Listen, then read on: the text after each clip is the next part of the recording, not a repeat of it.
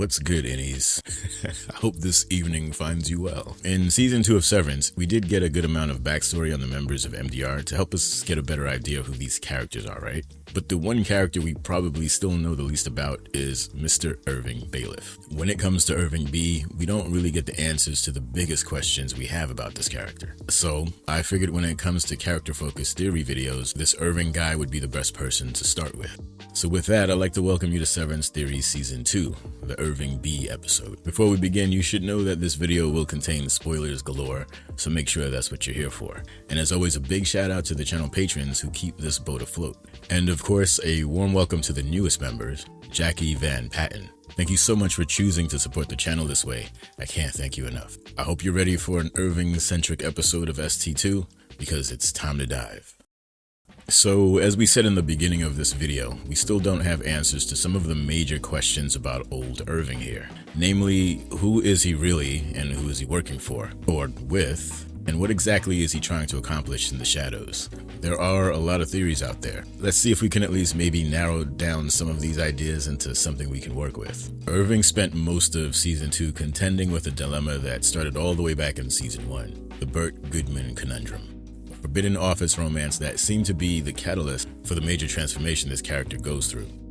There is another point of conflict with this character, which comes from his mysterious origin and why he's snooping around looking for Lumen employees on his off hours. So the question, who is Irving working for?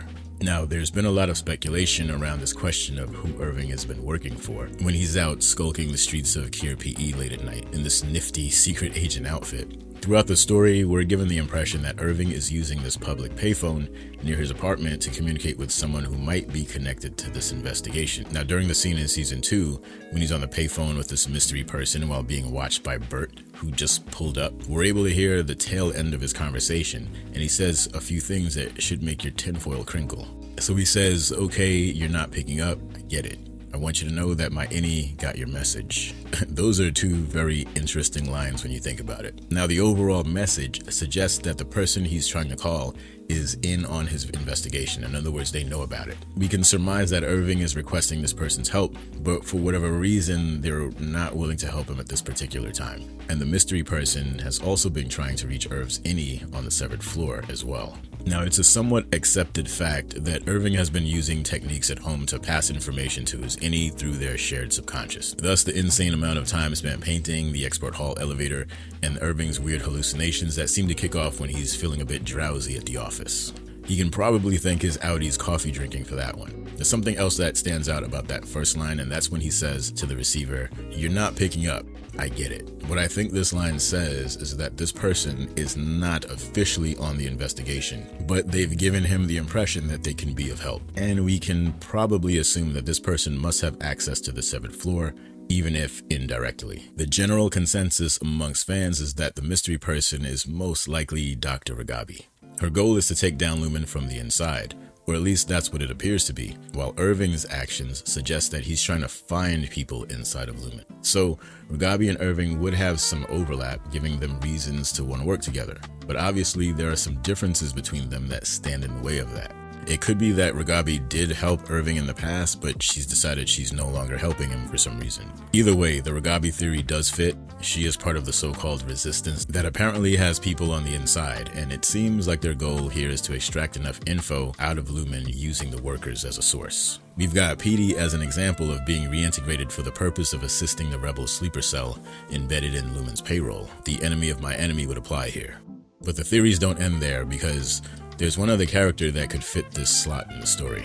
What if this mystery person on the phone is Harmony Cobell? We've learned that Severance tech is her creation, and she believes that the chip is not bulletproof. In fact, she spent the entire first season of the story trying to prove that to the company. Someone in her circumstance might see value in helping Audi Irv accomplish his goals. It makes you wonder if Cobell was somehow trying to pass information to him, and maybe we just never noticed it. And let's not forget that Cobell was operating well outside the standard procedure when she weaseled her way into Audi Mark's personal life outside of work. Who knows what other moves she's been making against the company? Maybe she's not as strong an option as Ragabi right now, but it's still not an option we should overlook. Aside from figuring out who Irv might be in cahoots with, there's a bigger question we need answers to, and that's what or who is he trying to find? Season 1 dropped a few breadcrumbs before it was all over. Most of the clues point to Irving working alone on something that has to do with his father, who apparently served in the military. So there's already one glaring option staring us right in the face, and it's that this investigation has something to do with Irving's father and Lumen. It's not too hard to come to that conclusion.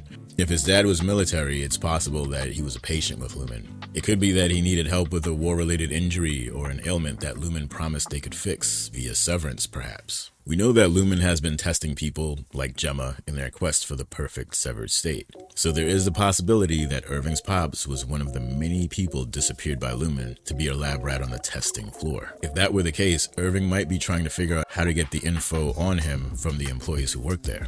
And it would make a lot of sense if he signed up for Severance as a way to get inside. All he'd have to do is figure out how to talk to his innie. If you know this show like I know this show, you know that Severance's dialogue is loaded with lines that at first appear to be completely innocent, but when you go back later on, after getting some more of the story, you start to realize that that line might have been a hint all along. I want to talk about a very specific moment that takes place near the end of the season between Mark, Devin, and Cobell. Now, Irving is not in the scene, but he might as well be because this is really all about him.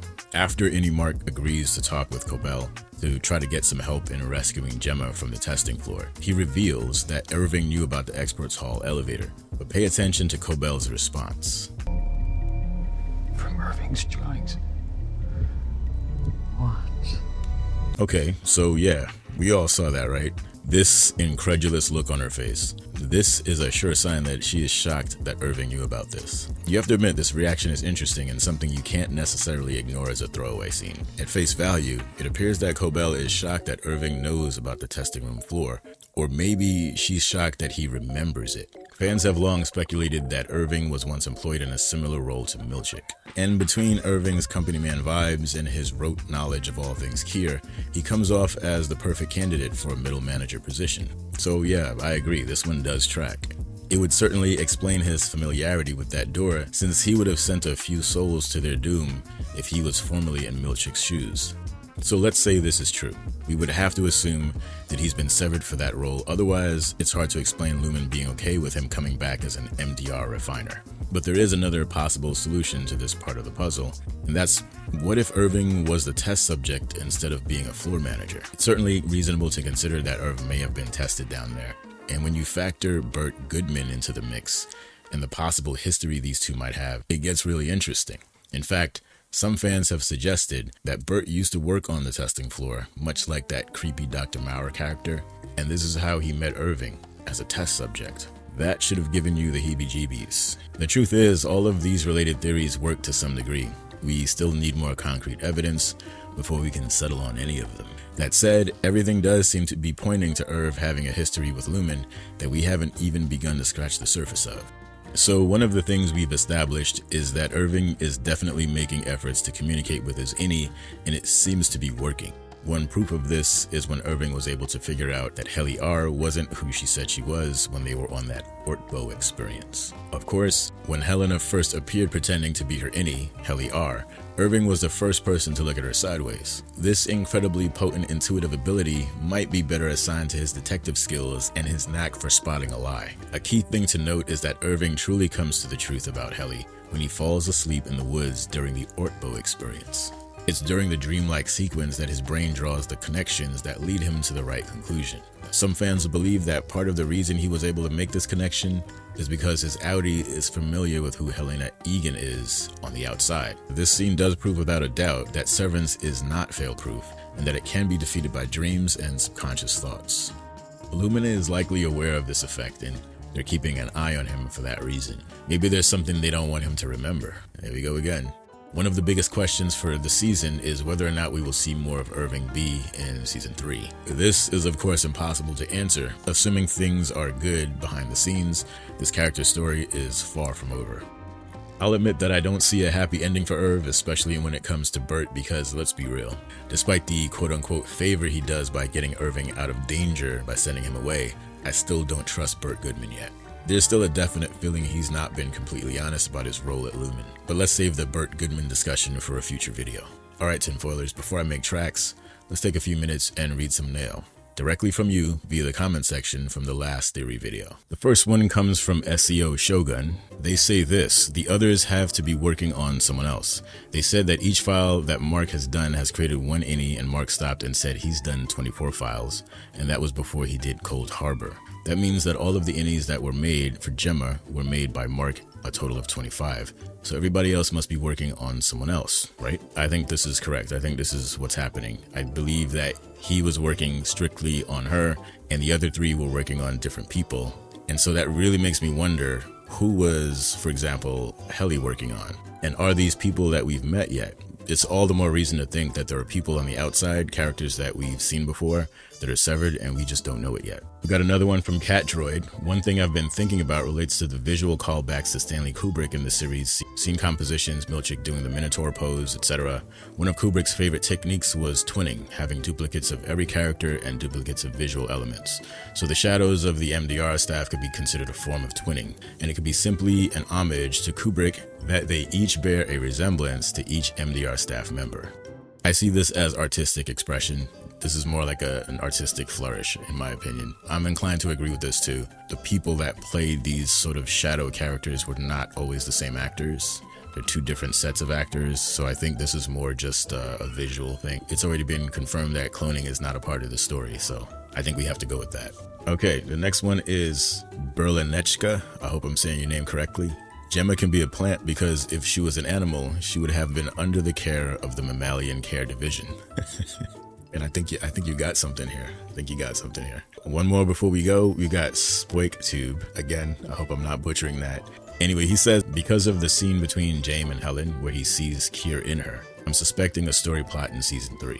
That he'll have plans to keep the innie that eats eggs like Kier and ditch the Audi daughter that does not like eggs, unlike Kier. If Glasgow block prevents the chip to turn on, then there might be another reverse function that does the opposite and keeps the subject in a severed state, i.e. a more permanent version of the overtime contingency. Yeah, I think there's definitely a permanent on switch where you just stay in a particular severed state permanently to the point where it becomes you're almost like a default for you. Kier essentially has 2 daughters here in the situation, and I think he is going to have to make a decision between the 2. I wouldn't be mad if the story went this way, to be honest. Anyway, thank you for the comments. I hope you enjoyed it, and if you did, you already know what to do. It's a crazy world out there, tinfoilers, so take care of yourselves, be well, look out for your friends, look out for your family, and until next time, off you go.